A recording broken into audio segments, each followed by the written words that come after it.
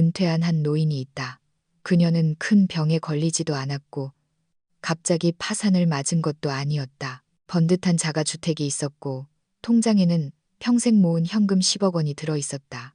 누가 봐도 안온하고 체면 있는 노후를 보내야 마땅했다. 하지만 당신은 상상조차 못할 것이다. 불과 몇 년 사이 그 10억 원이라는 돈이 어떻게 물처럼 손가락 사이로 빠져나갔는지를. 그녀는 명품 가방 하나 사지 않았고 주식 투기 근처에도 가지 않았다. 한여름에도 전기세가 아까워 에어컨조차 마음대로 켜지 않을 만큼 검소하게 살았다. 그런데도 돈은 나갔다. 한 번에 큰 뭉텅이로 꼬리에 꼬리를 물고. 매 순간 그녀는 자신이 옳은 일을 하고 있다고 믿었다. 그녀는 훗날 이렇게 말했다. 자신이 탐욕에 속은 것이 아니라고. 자신을 속인 것은 신뢰였고 가족애였으며 외로움이었고 완벽한 노후 계획이었다고. 법원으로부터 등기 우편을 받고 법정에 앉아있던 그 순간에야 비로소 그녀는 소스라치게 놀라며 깨달았다. 사람이 늙으면 절대 써서는 안 되는 4가지 종류의 눈먼 돈이 있다. 도대체 그 4가지 돈은 무엇일까? 왜 그녀는 그 함정에 하나씩 빠져들 수밖에 없었을까? 당신 주변의 누군가도 지금 똑같은 실수를 저지르고 있지는 않을까? 늙어서 절대 쓰지 말아야 할 4가지 돈. 이것은 아까워서 쓰지 말라는 게 아니다. 쓰는 순간 당신의 노년 운명을 손가락으로 조금씩 잘라내어 남에게 바치는 꼴이 되기 때문이다. 그 4가지가 무엇인지 지금부터 내 첫 번째 지출, 그 체면을 위한 돈 이야기부터 천천히 풀어보겠다. 그날은 일요일이었다. 햇살이 참 좋았고 부엌 공기 중에는 연근 갈비탕이 끓는 구수한 냄새가 감돌았다. 나는 아침 일찍 일어나 재래시장에 가서 싱싱한 고등어와 미나리 그리고 유기농 토마토 2근을 사왔다. 손자가 그 집 토마토를 참 좋아했다. 과일처럼 달다고 했으니까. 딸 지은이가 아이들을 데리고 먼저 도착해서는 내게 잔소리를 했다. 엄마, 무거운 거 들지 말라고 몇 번을 말해? 나는 웃으며 아직 이 정도는 거뜬하다라고 대꾸했지만 등 뒤로 몰래 시큰거리는 팔꿈치를 문질렀다. 확실히 몸이 예전 같지 않았다. 점심시간 식탁 3개를 붙여야 할 만큼 어른아이 할 것 없이 북적였다. 손자 손녀들은 거실 바닥에 둥그렇게 모여 앉아 윷놀이를 하고 있었고 나는 냄비 불을 조절하느라 서 있었다. 그때 막내 아들 민재가 등 뒤에서 불쑥 입을 열었다. 엄마, 다들 들어봐. 좋은 소식이 있어. 우리 이번에 아파트 계약하기로 했어. 내가 뒤를 돌아보니 민재가 부엌 문가에 서서 아들 도윤이를 아는 채 얼굴 가득 희색을 띠고 있었다. 딸 지은이가 고개를 들며 물었다. 너 저번에 아직 고민 중이라며? 민재가 웃으며 답했다. 고민 끝났어. 용인 수지 쪽에 새로 들어오는 역세권 분양 아파트야. 계약금이랑 중도금이 8억 정도 필요한데 대출이랑 우리 부부가 모은 걸로 해결하려고 해. 그런데 그는 말을 하다 말고 나를 슬쩍 쳐다봤다. 나는 그 눈빛을 안다. 엄마는 나를 지지해 줄 거지? 라고 묻는 거절을 모르는 막내의 눈빛이었다. 우리 자금이 한 3억 정도 모자랄 것 같아. 엄마, 혹시 융통 좀 해줄 수 있어? 나중에 집값 오르면 절대 엄마 손에 안 보게 할게. 내가 대답하기도 전에 큰아들 상훈이가 수저를 내려놓으며 끼어들었다. 3억. 야, 너네 사업도 아직 불안정하면서 지금 금리가 얼만지 알아? 그 돈을 엄마한테 내라고? 나는 급히 손을 저으며 중재에 나섰다. 상훈아, 너도 알다시피 민재가 지금 가정도 있고 애도 어리잖니. 걔네 부부 힘만으로는 벅차지. 지은이가 차갑게 웃으며 말했다. 엄마, 작년에 엄마 집 지붕 수리해야 한다고 했을 때는 예산 없다고 미뤘잖아. 그런데 갑자기 3억이 어디서 나와? 나는 지은이를 쳐다봤다. 집 수리는 좀 미뤄도 되지만 동생네 집 문제는 급하잖니. 밥상머리가 순식간에 조용해졌다. 냄비 속 국물이 보글거리는 소리만 들릴 정도로 정적이 흘렀다. 나도 아이들이 무슨 생각을 하는지 안다. 내 세 아이는 모두 사회에 나가 각자 가정이 있다.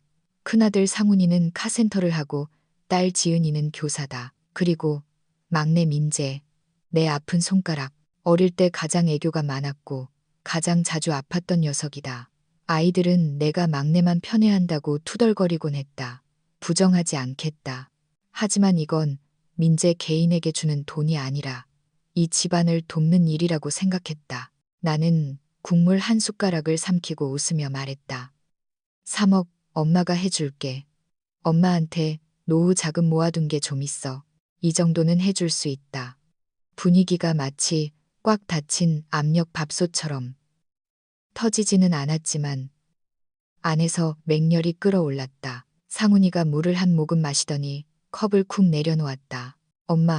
엄마가 민재 아끼는 건 아는데 이런 큰일은 우리랑 먼저 상의했어야지. 지은이가 거들었다. 우리가 동생 돕는 거 싫어서 그러는 게 아니야. 엄마, 그건 엄마 노후 자금이잖아. 나는 억지로 미소를 지었다. 내 몸 아직 건강해. 좀 보태준다고 밥 굶는 거 아니야. 사실 아이들 말이 틀린 건 아니었다. 그 10억 원은 남편이 일찍 세상을 떠난 후 내가 수십 년간 시장 바닥을 구르며 모은 돈이었다. 무 하나를 살 때도 떨이만 골라 샀고 여름에는 전기세가 무서워 선풍기만 끌어안고 살며 짜낸 피 같은 돈이었다. 하지만 민재가 집을 사지 못해 손자가 이리저리 전세방을 옮겨 다니는 꼴을 어떤 할미가 두고 보겠는가.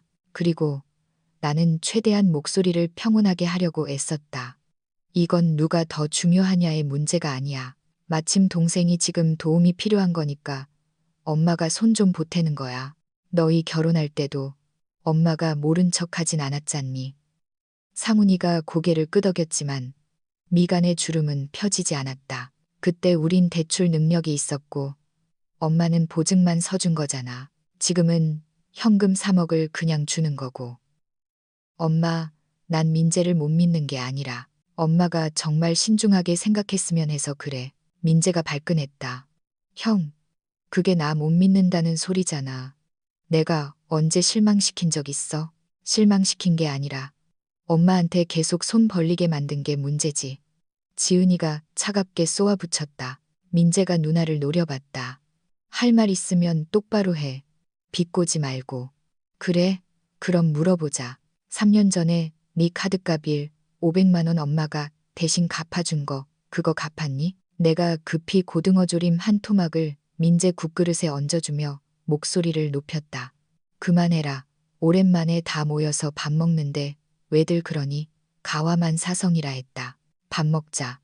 모두가 몇 초간 침묵하다가 고개를 숙이고 밥을 먹기 시작했다. 하지만 그 식사가 끝날 때까지 아무도 농담 한마디 건네지 않았다. 고등어 살은 부드러웠고 국물은 달큰했지만 내 입안에서는 계속 쇠녹 냄새 같은 비릿함이 맴돌았다. 국을 떠먹으며 바닥에서 고양이를 쫓아 뛰어다니는 손자를 곁눈질로 봤다. 속으로 생각했다. 내가 다음 세대를 위해서 이렇게 하는 건데 정말 잘못된 걸까? 은행의 에어컨 바람이 너무 강해서 팔꿈치 뼈마디가 냉장고에 들어간 듯 시려왔다. 용인수지 지점 은행에 몇 번 와본 적은 있지만 늘 정기예금을 연장하러 왔지 해약하러 온 건 처음이었다. 엄마, 여기 앉아 있어. 내가 번호표 뽑아올게. 민재는 재빠르게 번호표 기계 앞으로 걸어갔다. 반팔 셔츠에 광을 낸 구두. 마치 첫 면접을 보러 온 대학생처럼 보였다. 그 뒷모습을 보는데 갑자기 코끝이 찡해졌다. 어릴 때도 녀석은 그랬다. 달리기 시합 전날이면 운동화를 하얗게 빨아 신으며 엄마, 나 1등해서 올게 라고 외치곤 했다. 지금 녀석은 인생이라는 시합에서 이기려고 저렇게 애쓰고 있는 것이다. 다만 이번에 이겨야 할 상대는 30년 대출이 걸린 아파트일 뿐이다. 창구 직원이 번호를 불렀고 나는 20년도 더 된 낡은 도장 지갑을 꺼냈다. 안녕하세요, 김영자. 고객님 맞으시죠? 네. 오늘 예금을 해지해서 타인 계좌로 이체하시는 건가요? 내가 대답하기도 전에 민재가 끼어들었다. 네. 맞아요. 모자 관계고요. 어머니가 제 아파트 계약금 좀 보태주시는 겁니다. 행원은 미소를 지으며 다시 나를 보았다. 그럼 이 서류에 서명하시고 금액 3억 원 확인해 주세요. 중도 해지하시면 이자 손해를 좀 보시는데 알고 계시죠? 알고 있어요. 내 목소리는 기어들어 갈 듯 작았다. 펜을 든 손이 미세하게 떨렸다.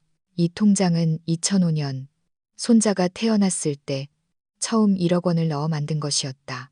나중에 손자 대학 등록금이라도 보태주려고. 하지만 아이는 자랐고 돈은 쓸 일이 없어 계속 묵혀두었던 내 인생의 비상타이어 같은 돈이었다. 엄마, 민재가 낮게 재촉했다. 그를 쳐다보았다. 그의 눈빛은 전적인 신뢰로 가득 차 있었다. 마치 내가 1초라도 망설이면 자기를 배신하는 것이라는 듯한 눈빛. 나는 입술을 깨물고 이름을 정자로 적어 내려갔다. 마치 내 운명을 남에게 넘기는 계약서에 도장을 찍듯이. 이체가 끝나자 3억 원이라는 숫자는 거품처럼 사라졌다. 통장을 다시 지갑에 넣는데 가슴 한구석이 텅 빈 것처럼 허전했다. 뭔가를 잃어버린 기분이었다. 민재가 내 어깨를 두드렸다. 걱정 마, 엄마. 이 집 나중에 오르면 엄마 절대 후회 안 하게 해줄게. 은행을 나오자 햇볕이 따가워 현기증이 났다. 나는 지하철을 타고 가겠다고 했지만 민재는 나를 억지로 차에 태웠다. 미경이가 인테리어 사진 좀 보여달래. 가는 길에 엄마 집까지 모셔다 드릴게. 차가 주차장을 빠져나와 도로 위를 달렸다. 에어컨 바람이 나오자 그제야 숨이 좀 트였다. 민재는 운전하며 콧노래를 흥얼거렸다. 엄마, 이번에 진짜 고마워. 그가 목소리를 부드럽게 깔고 말했다. 바보 같은 녀석, 내가 네 엄마인데 널 안 도우면 누굴 돕니? 말은 그렇게 했지만 가방 속 텅 빈 통장을 만지작거리는 손은 멈추질 않았다. 엄마 나중에 혼자 계시면 외롭잖아. 민재가 입꼬리를 올리며 말을 이었다. 그래서 우리끼리 얘기해 봤는데 나중에 인테리어 할 때 서재방 하나를 개조해서 엄마 방으로 만들까 해. 내가 고개를 돌렸다. 너희 집 방 3개잖아. 안방 하나, 애방 하나, 나머지 하나 서재인데 거길 놔주면 너무 좁지 않아? 아냐, 우리 부부 출장도 자주 가고 미경이가 도윤이 보느라 힘든데 엄마가 와서 도와주면 우리야 좋지. 엄마 맨날 실버타운 가면 아무도 안 찾아온다고 걱정했잖아. 우리가 없어도 도윤이가 말동무해 줄 거고. 나는 옅은 미소를 지었지만 대답은 하지 않았다. 말은 참 듣기 좋았지만 내 머릿속에는 며느리 미경이가 밥상머리에서 보였던 그 약간 굳어있던 표정이 떠올랐다. 민재는 계속 떠들었다. 그리고 새 아파트는 커뮤니티 시설이 끝내줘. 헬스장, 사우나, 골프 연습장도 있고 엄마 좋아하는 에어로빅 배우기도 딱이야. 우리가 엄마 전용 전기밥솥 놓을 자리도 받았어. 엄마표 고등어 조림 제일 맛있잖아. 나는 창밖으로 뒤로 밀려나는 낡은 빌라들을 바라보았다. 아들이 그려주는 그 미래를 들으니 마음이 조금 따뜻해지긴 했다. 어느 겨울 아침 아들의 새집 베란다에 앉아 손자가 좋아하는 계란찜을 만들며 햇살을 쬐는 상상. 그런 노년이라면 나쁘지 않겠다 싶었다. 안심해, 엄마. 민재가 핸들을 톡톡 치며 말했다. 열쇠 받으면 알게 될 거야. 이 3억 원이 엄마 인생 최고의 투자가 될 거라는 걸. 그날은 내 집에서 모임이 있었다. 지은이가 시장 떡볶이와 튀김을 사왔다. 우리 삼남매는 격주로 돌아가며 모임을 갖는데 이번엔 우리 집 차례였다. 손녀는 거실에서 블록을 쌓고 있었고 TV에서는 주말 드라마가 나오고 있었다. 자식에게 재산을 다 뺏긴 노인이 오열하는 장면이었다. 나는 뜨끔해서 곁눈질했지만 아무 말도 하지 않았다. 야, 민재야, 그 아파트 등기 쳤니? 지은이가 튀김을 가위로 자르며 물었다. 민재는 식탁에 앉아 핸드폰을 보며 건성으로 대답했다.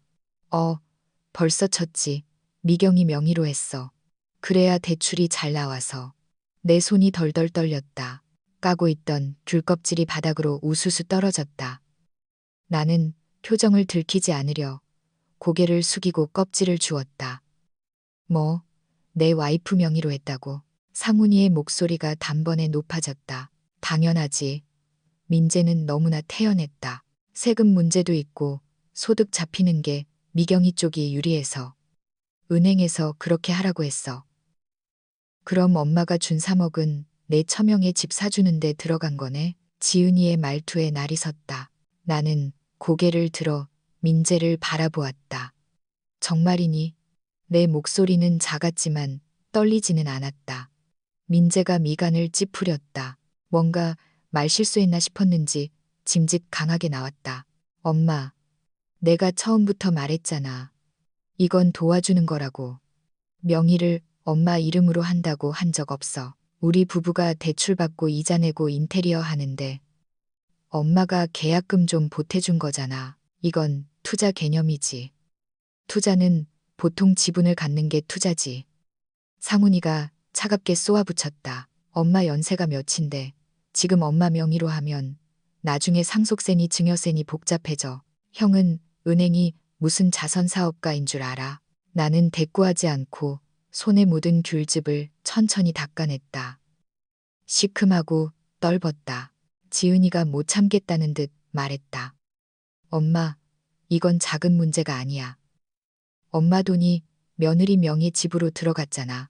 나중에 엄마가 거기 들어가 살려고 해도 며느리가 불편하다고 하면 어쩔 건데? 엄마한테 무슨 안전장치가 있어? 나는 씁쓸하게 웃었다. 민재 내 아들이야. 날 길바닥에 나앉게 하진 않겠지. 하지만 내 마음속 깊은 곳에서는 알고 있었다. 집은 등기부 등본에 적힌 사람의 것이다. 그것은 희망찬 미래가 아니라 차가운 흑백의 현실이었다. 그날 저녁 설거지를 마치고 혼자 베란다에 앉아 건너편 아파트 불빛이 하나둘 꺼지는 걸 보았다. 은행 이체증과 며느리 미경이가 평소 보여주던 미소 뒤에 얇은 막 같은 냉기가 떠올랐다. 3억 원은 내 60 이후의 삶을 지탱해줄 가장 든든한 기둥이었다. 이제 그 기둥은 남의 집 등본 위에 벽돌 한 장이 되어버렸다. 나는 울지도 않았고 소란을 피우지도 않았다. 하지만 그 순간 깨달았다. 이 돈은 도움도 투자도 체면도 아니었다. 이것이 바로 내 첫 번째 눈먼 돈이었다. 3억 원이 눈먼 돈이 되어 사라진 후 내 가슴에는 구멍이 하나 생겼다. 바람이 숭숭 들어오는 그 구멍을 메우기 위해 나는 복지관 댄스 교실에 나갔다. 거기서 박성훈 씨를 만났다. 매일 오후 5시 구민체육센터 앞 광장은 운동하러 온 노년들로 붐볐다. 나는 이웃집 순자 씨 손에 이끌려 스포츠 댄스 반에 등록했다. 순자 씨는 그곳에 박성훈이라는 남자가 있는데 인물도 좋고 수도꼭지도 잘 고치고 춤도 잘 춘다고 했다. 나는 별 흥미가 없었지만 집에 혼자 있기 싫어 따라 나섰다. 처음 그를 본 건 트로트 음악이 흐를 때였다. 그는 크지도 작지도 않은 키에 파란색 등산 조끼를 입고 있었는데 미소가 참 선해 보였다. 내가 스텝이 꼬여 그의 발을 밟았을 때 그는 화를 내기는커녕 몸을 낮추며 나를 부축해 주었다.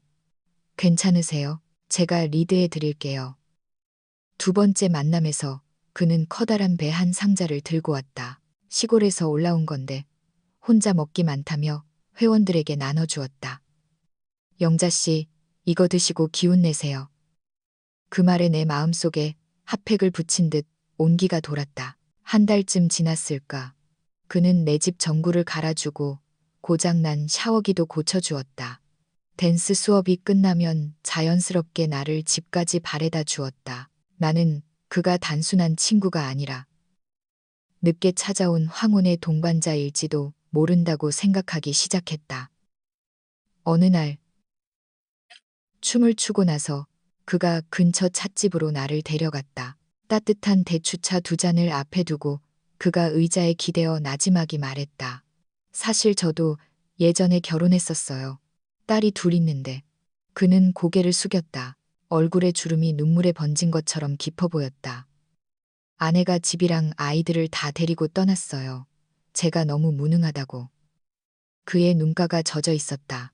나는 위로하고 싶어 그의 손을 잡았다. 거칠지만 따뜻한 손이었다. 그날 밤 나는 침대에 누워 가슴이 저릿해오는 걸 느꼈다. 나보다 더 큰 상처를 가진 사람, 내가 보듬어주고 싶었다. 며칠 뒤 성훈 씨가 어렵게 입을 열었다. 영자 씨, 정말 미안한데 부탁 하나만 해도 될까? 내 친구가 작은 공장을 하는데 납품 대금 결제가 좀 늦어져서 자재값이 급하게 필요해서 그래. 한 2억 정도만 융통해주면 한 달 안에 이자까지 쳐서 꼭 갚을게. 나는 놀라서 숨을 멈췄다. 그가 내 표정을 살피더니 다급하게 덧붙였다. 나도 영자 씨 사정 알아. 힘들게 모은 돈인 거. 이번 고비만 넘기면 공장 돌려서 바로 갚을 수 있어. 정말이야. 절대 떼먹지 않아.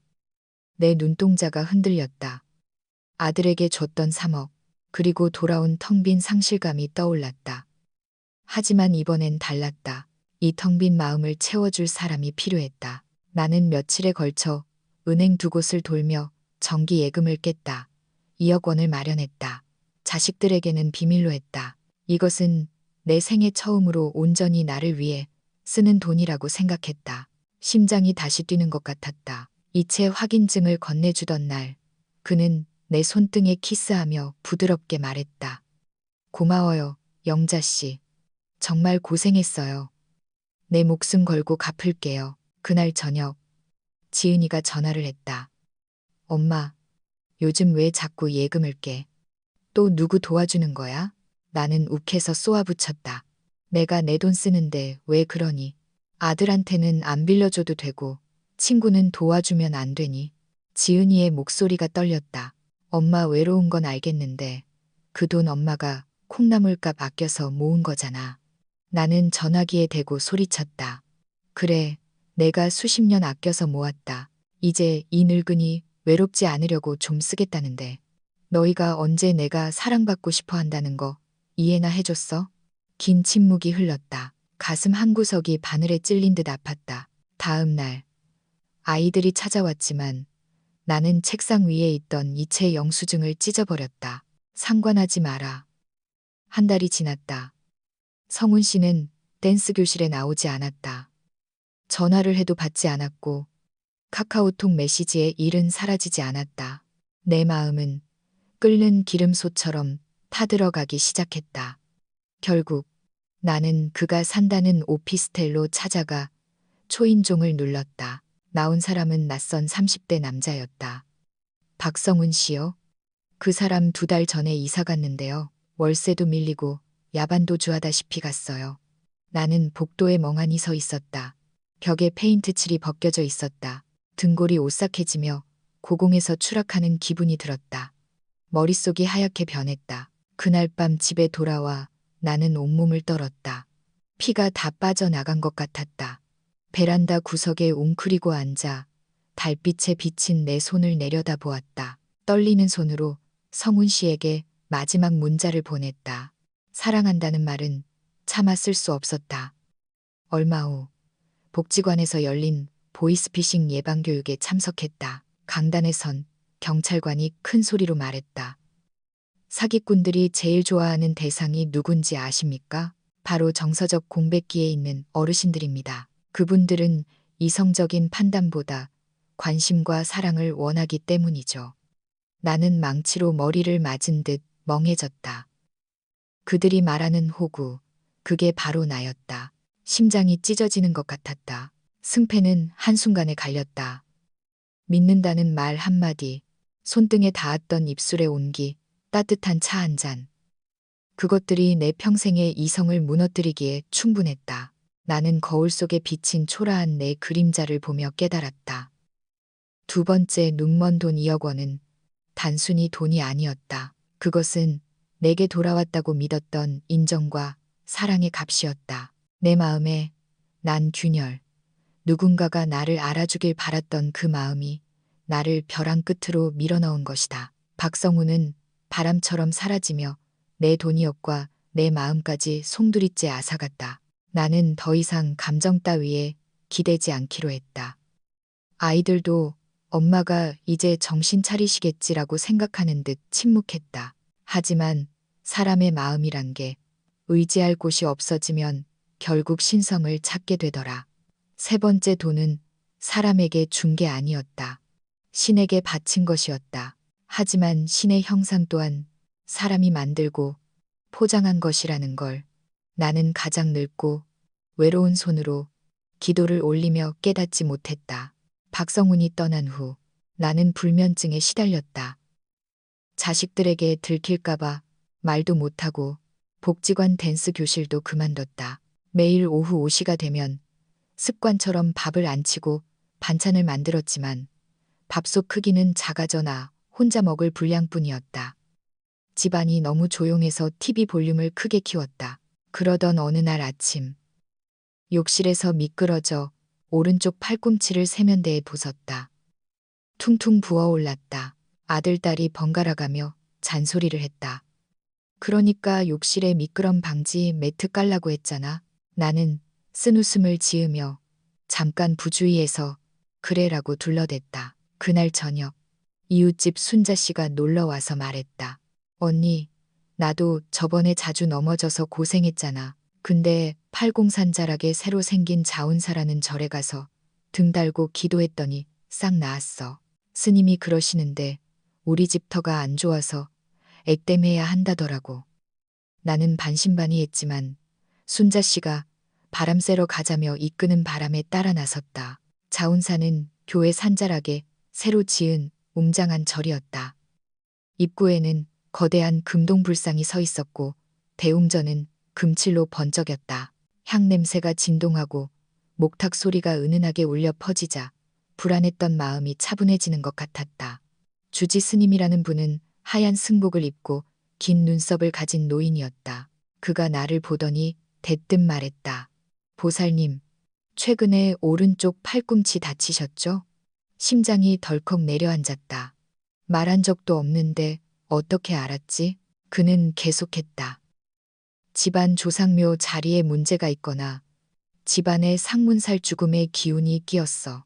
올해 삼재 가들어서 늙은 몸이 다치고 가슴이 답답할 거야. 소름이 돋았다. 순자 씨가 옆구리를 찌르며 속삭였다. 거봐, 용하다니까. 스님은 애군을 막으려면 49일 동안 특별 기도와 함께 인등인등을 켜야 한다고 했다. 보시금은 형편껏 내면 되지만 1년 내내 집안의 평안을 비는 880만 원짜리 대원 성취 등을 추천합니다. 나는 불전함 앞에서 갈등했다. 큰 돈이었다. 하지만 정말 효과가 있다면 내가 외롭고 사기당하고 다친 게 내 팔자가 사나워서가 아니라 기운이 안 좋아서라면 나는 이를 악물고 880만 원을 이체했다. 절에서는 영수증과 함께 붉은색 박달나무 염주를 주었다. 이걸 항상 지니고 다니세요. 그날 집에 돌아오니 정말 가슴 답답한 게 좀 덜한 것 같았다. 오랜만에 푹 잤다. 그날부터 나는 매일 새벽 향을 피우고 스님이 알려준 주문을 외웠다. 집안의 향 연기가 자욱해서 손자가 놀러와서는 할머니 집이 절 같아요 라고 할 정도였다. 한 달 뒤 나는 두 번째로 절을 찾았다. 스님은 처음 기도는 잘 들어갔는데 아직 업장전생에 죄이 남아있어. 수명연장 등을 하나 더 달아야 완전히 액을 씻을 수 있다고 했다. 나는 이미 반쯤 몸을 담근 상태라 멈출 수가 없었다. 이번에는 800만 원을 냈다.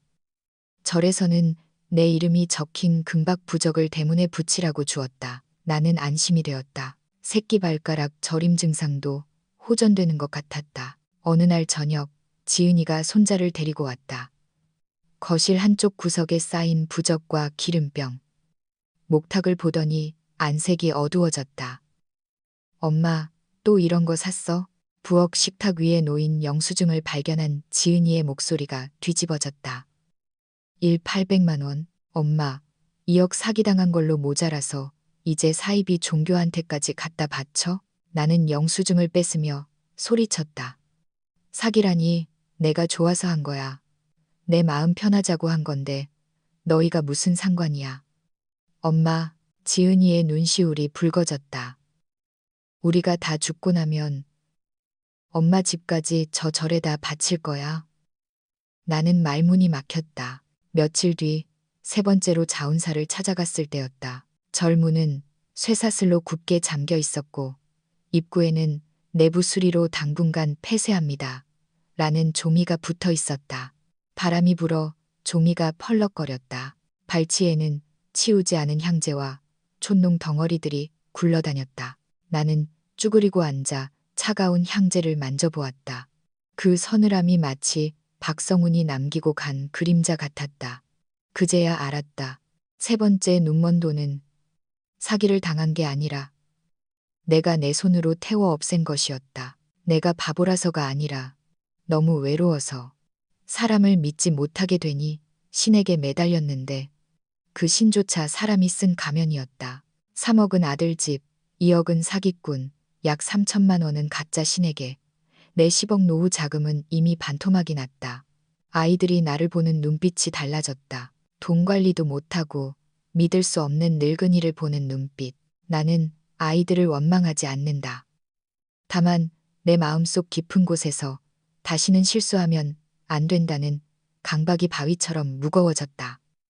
이번엔 다르다. 이번엔 철저한 계획이고 투자다. 내 만년의 존엄을 위한 마지막 승부수다. 전화는 실버라이프 헤리티지라는 재단에서 걸려왔다. 상냥한 목소리의 여직원이 말했다. 어르신, 정부 지원 시범 사업으로 선정된 고품격 실버타운의 1차 입주 우선권 대상자에 선정되셨어요. 나는 호텔 연회장에서 열린 사업 설명회에 참석했다. 입구에는 은퇴 후의 품격, 새로운 삶의 시작이라는 현수막이 걸려 있었다. 안은 쾌적했고 정장 입은 직원들이 다과를 나르며 극진히 대접했다. 강사는 말끔한 중년 신사였다. 그는 존엄한 인생, 자녀에게 짐이 되지 않는 삶, 호텔식 서비스와 의료 케어를 강조했다. 여러분의 노후는 기다림이 되어서는 안 됩니다. 선택이어야 합니다. 저희가 그 선택을 도와드리겠습니다. 나는 홀린 듯 들었다. 베란다에 앉아 말라가는 빨래처럼 늙어가는 삶이 아니라 정원에서 꽃을 가꾸고 책을 읽는 우아한 내 모습이 그려졌다. 그는 경기도 양평 쪽에 대규모 실버타운을 짓고 있는데 미리 보증금을 내면 평생 거주권과 함께 고수익 배당금까지 준다고 했다. 단순한 입주가 아니라 투자입니다. 나중에 권리를 자녀에게 상속할 수도 있고 원하시면 언제든 저희가 100% 환불해 드립니다. 나는 2억 원을 투자하고 계약서를 썼다. 은행 업무도 혼자 처리했다. 설명회장에서 찍은 팜플렛 사진을 가족 단톡방에 올리며 썼다. 엄마도 이제 나만의 천국을 마련했다. 지은이는 답장이 없었고 상훈이는 이응잉 두 글자만 보냈다. 민재만이 좋아요. 이모티콘을 보냈다. 나는 이것이 내 인생 역전의 기회라고 믿었다. 하지만 진짜 타격은 예고 없이 찾아왔다. 2주 뒤 법원 등기 우편이 날아왔다. 수원지방법원이었다. 심장이 쿵쾅거렸다. 떨리는 손으로 봉투를 뜯었다. 귀하가 투자하신 실버라이프 헤리티지건은 유사 수신 행위 및 사기 혐의로 현재 검찰 수사 중입니다. 피해자 조사를 위해 나는 편지를 들고 부엌 문가에 서 있었다. 가스레인지 윗지게는 끓고 있는데 내 영혼은 텅 비어버렸다. 장롱 깊숙이 넣어둔 계약서를 꺼내 미친 듯이 읽어보았다. 다시 보니 곳곳이 함정이었다. 본 계약은 부동산 거래가 아님, 정책 변경 시 사업 지연 가능, 환불 책임은 홍콩 소재 페이퍼 컴퍼니에 있음. 나는 미친 사람처럼 담당자에게 전화를 걸었지만 없는 번호라는 안내음만 나왔다. 인터넷 홈페이지는 폐쇄되었다. 경찰서로 달려갔다. 형사는 서류를 보더니 한숨을 쉬었다. 어르신, 피해자가 한두 분이 아니에요. 돈 돌려받기 쉽지 않을 겁니다. 그날 파출소 의자에 이 시간을 앉아 있었다. 마치 감옥에 갇힌 기분이었다. 나는 탐욕을 부린 게 아니었다. 그저 존엄하게 늙고 싶었을 뿐인데 왜 노인이 좀 더 잘 살고 싶어 하는 마음은 비웃음거리가 되어야 하는가. 집에 돌아와서도 아이들에게 말하지 못했다. 그들의 눈에서 실망, 의심, 그리고 경멸을 다시 볼 자신이 없었다. 나는 소파에 앉아 남은 통장들을 확인했다. 2억 7천만 원 정도. 원래 10억의 3분의 1도 안 되는 돈이었다. 하지만 적어도 이건 내 손에 남아 있었다. 설탕 없는 쓴 커피를 타마시며 다짐했다. 이게 마지막이다. 오늘부터 나는 기회를 믿지 않는다. 오직 나 자신만 믿는다.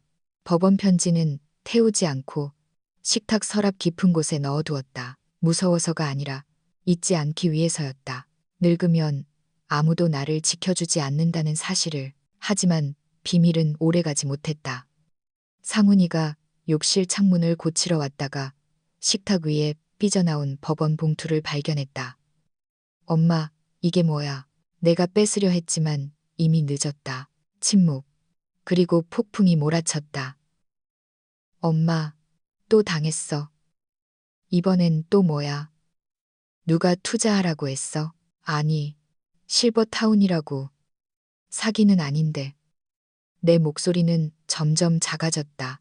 상훈이의 눈빛은 내가 어릴 때 녀석의 성적표를 태우다 걸렸을 때처럼 실망과 분노로 이글거렸다. 연락을 받은 지은이가 득달같이 달려왔다. 부엌 서랍을 뒤져 영수증 뭉치를 찾아냈다. 엄마, 미쳤어? 지금 통장에 얼마 남았어? 지은이의 목소리가 부들부들 떨렸다. 엄마, 이러다 집까지 팔아먹으려고 그래? 나는 참다 못해 식탁을 내리쳤다. 너희가 왜 소리를 질러? 내가 너희 돈 썼냐? 내 돈 내가 썼다는데. 엄마가 우리 엄마니까 그렇지. 지은이가 울음을 터뜨렸다.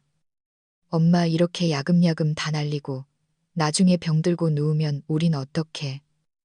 우리 형편에 엄마 병원비, 간병비 감당 못해. 나는 너희가 돌아가며 돌봐주면 되잖아 라고 말하려다 목구멍에서 삼켰다.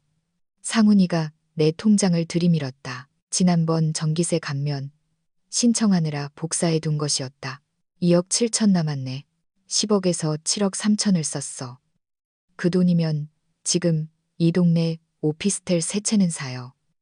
요양원 20년은 거뜬히 갈 돈을 엄마가 다 길바닥에 뿌린 거야. 나는 차갑게 웃었다. 그래, 다 뿌렸다. 내가 하는 건 다 틀렸지. 내가 빨리 죽어야 너희가 편하겠구나. 공기가 얼어붙었다. 손자 도윤이가 문 뒤에 숨어 할머니 하고 작게 불렀다. 뒤늦게 도착한 민재가 들어오자마자 분위기를 파악하고 중재하려 했다. 형, 누나, 좀 진정해. 엄마도 속상하실 텐데. 지은이가 쏘아붙였다. 너는 닥치고 있어. 네가 3억 가져가서 제일 편하게 살잖아. 엄마 돈 다 날리는 동안 너는 뭐 했어?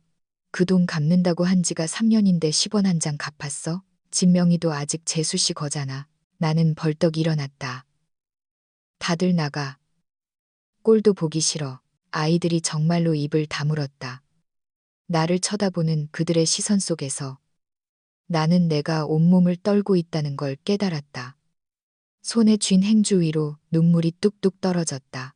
내가 18살 때부터 바느질하고 찬밥 먹고 시래기 주워다 국 끓이며 평생을 살았어. 너희한테 침 안 되려고. 근데 너희는 날 바보 취급하고 사기당했다고 욕하고. 너희는 생각 안 해봤니? 내가 그동안 원했던 건 그냥 밥 한 끼 같이 먹는 거. 내 말 들어줄 사람. 너희가 당번 정해서 의무적으로 오는 거 말고 진짜 사람 옹기였다고. 나는 흐느꼈다.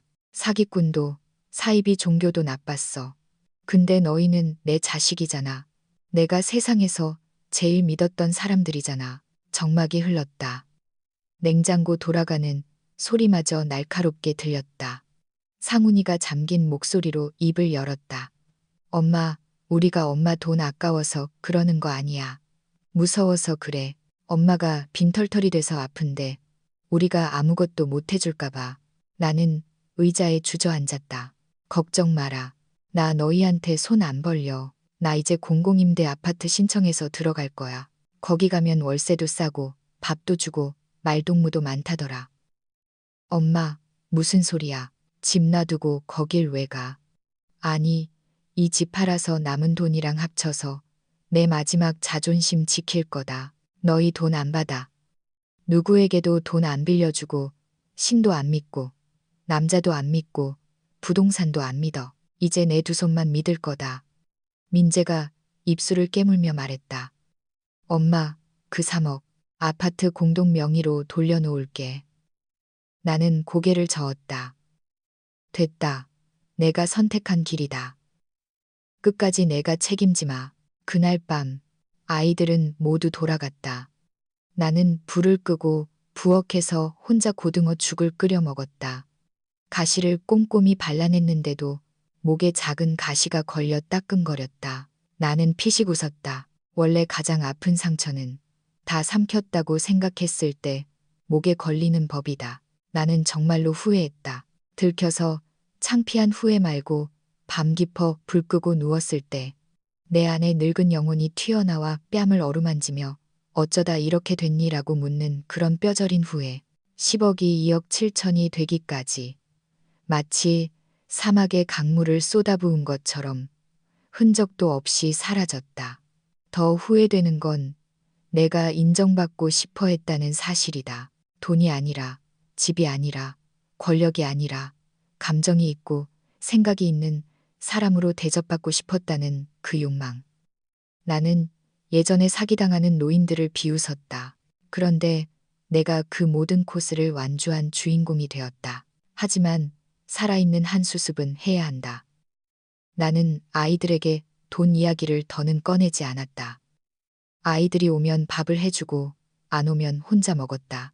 전화 오기를 기다리지 않고 춥냐고 물어봐 주길 기다리지 않았다. 짐을 정리해 경기도의 한 실버 임대주택으로 들어갔다. 8평 남짓한 원룸, 침대 하나, 냉장고 하나, 공동 주방과 코인 세탁실이 있는 곳. 벽지는 연두색이고 바닥은 차가운 도끼다시 테라조였지만 햇볕은 잘 들었다. 처음엔 낯설었다. 누군가 문을 두드려 영자씨, 종이접기 하러 안 갈래요? 라고 물었을 때 거절했다. 나중에 벼룩시장이 열린다고 해서 민재가 어릴 때 입던 우주복을 내놓았는데 그걸 보며 내가 얼마나 많은 추억을 끌어안고 살았는지 깨달았다. 단지 내에는 무료 건강검진, 치과 상담, 요가 교실이 있었다. 매일 가진 않지만 가끔 산책 삼아 나갔다. 돈은 아직 있다. 남은 2억 7천만 원을 세 몫으로 나눴다. 하나는 우체국 정기예금에 넣어 관 뚜껑 닫을 때 쓸 돈으로 묶었다. 하나는 생활비 통장에, 마지막 하나는 체크카드에 넣어 서랍 깊숙이 보관했다. 그 위에 포스트잇을 붙였다. 응급 상황용. 목숨 구할 때만 쓸 것. 절대 건드리지 말 것. 나는 조심스러워졌고 고요해졌다. 더 이상 대박이나 애군타파 같은 건 믿지 않는다. 오직 한 가지 진실만 믿는다. 인성을 과대평가하지 말고 외로움을 과소평가하지 말라. 혼자서 맑은 정신으로 살려면 지갑을 열 때마다 물어야 한다. 이 돈 쓸 가치가 있는가? 내가 쓴 그 돈들은 비싼 수업료였지만 동시에 나 자신을 똑바로 볼 기회를 주었다. 나는 주는 사람이 되고 싶어 했지만 경계 없는 퍼주기는 자멸이라는 걸 배웠다. 어느 날 단지 내 도서관에서 어르신 금융 사기 예방 강연 요청을 받았다. 강단에 앉아 노인들을 바라보았다. 그들의 얼굴에서 몇 달 전에 내 모습이 보였다. 나는 울지도 화내지도 않고 담담하게 말했다. 내 인생에서 가장 멍청했던 4가지 지출이 있습니다. 남을 돕는 척했지만 실은 나를 해친 돈들이었죠. 첫째, 자녀 체면 세워준답시고 준 돈. 집 사주면 효도받을 줄 알았지만 내 존엄을 며느리 명의로 넘겨준 꼴이었습니다. 둘째, 외로움 달래려 쓴 연애 비용. 나한테 잘한다는 말 한마디에 노후 자금을 털어줬지만 그는 뒤도 안 돌아보고 떠났습니다. 셋째, 마음의 위안을 얻으려 쓴 미신갑. 등 달고 부적 샀지만 정작 내가 아플 때 절 문은 닫혀 있었습니다. 넷째, 나 아직 죽지 않았다고 증명하려 한 투자금. 화려한 노후를 꿈꿨지만 남은 건 법원 출석 요구서뿐이었습니다. 돈 자체가 나쁜 게 아닙니다. 나쁜 건 돈을 쓰면 사랑과 신뢰와 미래를 살 수 있다고 믿은 우리 마음입니다. 늙어서 가장 현명한 돈 쓰기는 나 자신을 지키는 데 쓰는 겁니다. 나를 지키지 못하면 나를 지켜주고 싶어 하는 사람조차 나를 구할 수 없기 때문입니다. 좌중이 조용해졌다. 안경을 벗고 눈물을 훔치는 할머니도 있었고 한숨을 쉬는 할아버지도 있었다. 강연이 끝나고 한 할머니가 다가와 내 손을 잡았다. 나만 이렇게 바보같이 산 줄 알았어요. 나는 웃으며 말했다. 바보 같으면 어때요? 살아있으니 고치면 되죠. 그날 방으로 돌아오는 길, 복도 끝 양지 바른 곳에 고양이 한 마리가 졸고 있었다. 나도 그 옆에 서서 10분 동안 햇볕을 쬐었다. 아무 생각도 하지 않았다. 세상을 용서해서가 아니라 이제부터는 오직 나를 위해 따뜻한 밥 한 끼, 문 잠글 수 있는 내 방, 그리고 쉽게 흔들리지 않는 마음 하나만 남기기로 결심했기 때문이다. 더 똑똑해졌다고는 말 못하겠다. 하지만 적어도 더는 흐리멍덩하지 않다. 햇살이 정수리를 간지렸다. 문득 내가 통장 잔고를 확인하지 않은 지 꽤 오래되었다는 걸 깨달았다. 예전엔 매일 확인했다. 내 목숨줄이 붙어 있는지 확인하듯이 이제는 날씨를 확인하고 오늘 점심 메뉴에 토랑국이 나오는지 확인한다. 잃어버린 돈은 10원 한 장 돌아오지 않았다. 하지만 돈보다 더 중요한 걸 깨달았다. 내가 잃어버린 건 돈이 아니라 돈으로 사려고 했던 환상이었다는 것을. 3억으로 산 가족에, 2억으로 산 사랑, 1,000만 원으로 산 평안, 2억으로 산 미래, 그 환상들이 찢겨 나가면서 내 마음속 가장 깊은 망상이 드러났다. 나는 내가 돈이 있어야 가치 있는 사람이라고 믿었던 것이다. 나는 내가 속지 않는 노인이라고 자만했던 것이다. 나는 정말로 속았지만 덕분에 정말로 깨어났다. 한 번은 강사가 물었다. 노년에 가장 지켜야 할 것이 무엇입니까? 사람들은 건강, 돈, 가족이라고 대답했다. 나는 손을 들고 말했다. 맑은 정신입니다. 강사가 의아해했지만 나는 확신했다. 돈은 사라지고 몸은 늙고 가족은 변한다. 하지만 판단력을 잃으면 마지막 남은 존엄마저 한순간에 지워진다. 나는 아이들에게 유산을 남길 생각을 버렸다. 대신 나에게 여유를 남기기로 했다. 남의 눈치 보지 않을 용기라는 공간을. 내 생활은 단순하다. 아침엔 블랙커피 한 잔과 삶은 달걀. 점심은 이웃들과 각자 반찬 하나씩 가져와 비빔밥. 저녁엔 라디오를 들으며 혼자 볶음 요리를 해 먹는다. 돈은 있다. 많지도 적지도 않다. 하지만 나를 안심시키는 건 통장 숫자가 아니다. 그것이 내가 지켜낸 것이라는 사실이다. 침대 머리맡에 10글자를 써붙였다. 남을 위해 헷갈리지 말고 나를 위해 흐려지지 말자. 강연 이후 나는 실버타운의 유명 인사가 되었다. 사람들이 묻는다. 영자 씨, 그 2억 사기 친 남자 어떻게 생겼어요? 한 번 말하면 교훈이지만 2번 말하면 농담거리가 되니까 나는 그저 내 경험이 누군가에게 예방주사가 되길 바랄 뿐이다. 계절이 바뀌고 아이들이 다시 찾아오기 시작했다. 처음 온 건 큰아들 상훈이었다. 근처에 출장 왔다가 들렀다며 도시락을 사왔다. 거짓말인 줄 알지만 모른 척했다. 엄마, 여기 생각보다 괜찮네. 나는 고개를 끄덕였다. 살다 보니 정들더라. 그가 가방에서 서류를 꺼냈다. 은행 신탁 상품이야. 엄마 남은 돈. 엄마 이름으로 묶어두고 매달 생활비 나오게 설계했어. 우리가 조금씩 보태서 용돈도 넣을게. 나는 서류를 받지 않고 고개만 끄덕였다. 너희 마음은 고맙게 받으마. 지은이는 손녀를 데리고 왔다. 할머니, 엄마가 여기 학교 갔대. 나는 손녀 머리를 쓰다듬으며 웃었다. 그래, 할머니 인생 보습학원 다닌다. 갈 때 내가 만든 사기 예방 부적을 지은이 손에 쥐어주었다. 거기엔 이렇게 적혀 있었다. 친절한 남자를 보면 5분간 숨을 멈추고 생각할 것. 지은이가 눈물까지 흘리며 웃었다. 엄마, 진작 이거 알았으면 2억 안 날렸을 텐데. 나도 웃었다. 그 돈 수업료로 냈으니 이런 거 가르쳐 줄 수 있는 거야. 마지막으로 민재가 왔다. 도시락 가방을 메고 혼자였다. 미경이는 친정 갔고 나만 왔어. 나는 차를 내주고 건빵을 내놓았다. 그가 부스러기를 흘리며 먹다가 작게 말했다. 엄마, 아파트 지분. 엄마 이름 공동 명의로 올렸어. 대출 상환도 끝났고. 나는 그를 쳐다봤다. 진심으로 갚고 싶어 하는 마음이 보였다. 다만 너무 늦었을 뿐. 나는 고맙다고도 거절하지도 않았다. 내 아버지가 살아계셨다면 그렇게 하길 바랐을 거야. 그의 눈시울이 붉어졌다. 그가 돌아가려고 문 앞에 섰을 때 잠시 망설이더니 말했다. 엄마, 미안해. 나는 대답 대신 문을 열어주었다. 가라, 비 오겠다. 사람들이 다 떠나고 다시 의자에 앉았다. 식탁 위에는 아직 김이 나는 찻잔이 있었다. 나는 파란색 볼펜을 꺼내 노트의 마지막 페이지를 펼쳤다. 그리고 한 줄을 적었다. 가족이란 내가 헌신한다고 해서 고마워하는 존재가 아니다. 내가 아무것도 바라지 않고 나를 지킬 때 비로소 뒤돌아보는 존재들이다. 김영자 씨가 걸어온 이 인생길, 여러분은 어떻게 보셨나요?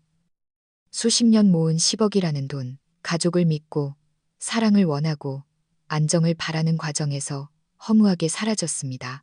누군가는 너무 순진했다고 할 것이고 누군가는 너무 외로웠던 탓이라고 할 겁니다. 만약 당신이라면 자녀가 손을 벌릴 때 언제 어디까지 도와주시겠습니까? 지인에게 돈을 빌려주거나 마음의 평화를 위해 큰 돈을 기부하는 것에 대해 어떻게 생각하시나요? 우리가 늙어갈 때 끝까지 지켜야 할 것은 과연 무엇일까요? 돈일까요? 사람일까요? 아니면 자기 자신에 대한 명확한 정신일까요? 여러분의 생각 혹은 주변에서 겪은 비슷한 사연이 있다면 댓글로 남겨주세요. 여러분의 경험이 누군가에게는 뼈아픈 교훈이, 누군가에게는 절벽 앞에서 멈출 수 있는 경고가 될 수 있습니다. 오늘 이야기가 도움이 되셨다면 구독과 공유 부탁드립니다.